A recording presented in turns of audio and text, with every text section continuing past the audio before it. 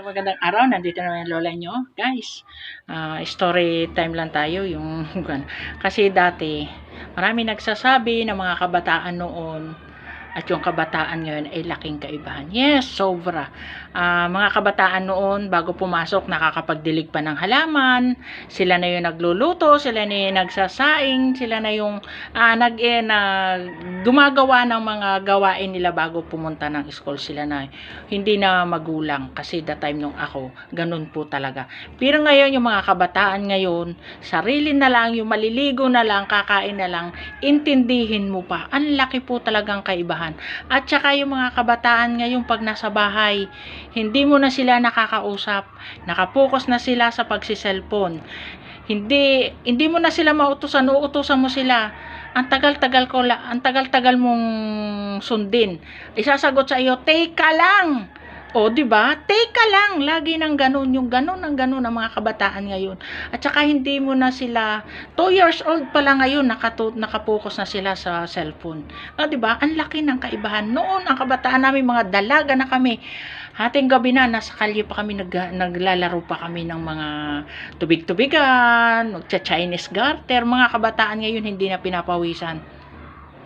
Yun ang laking kaibahan. Sobrang saya ng mga kabataan noon. Hindi tulad ngayon na wala ka na, hindi mo na nakakausap, hindi na kayo nagkakaroon ng bandingan time ng family pag sila ay walang pasok. Pagka may pasok, pagdating, diretso na agad sa cellphone, hindi na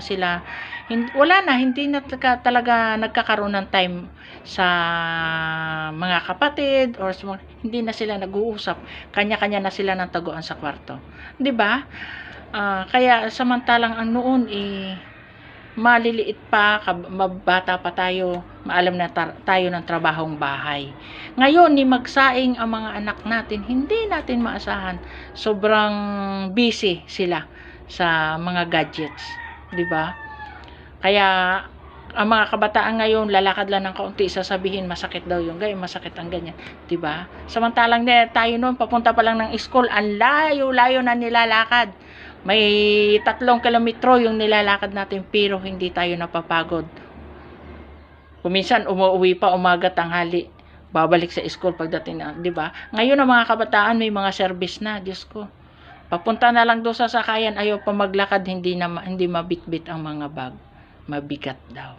Samantalang tayo noon, alayo na nilalakad, ang laki ng bitbit natin bag. O, 'di ba?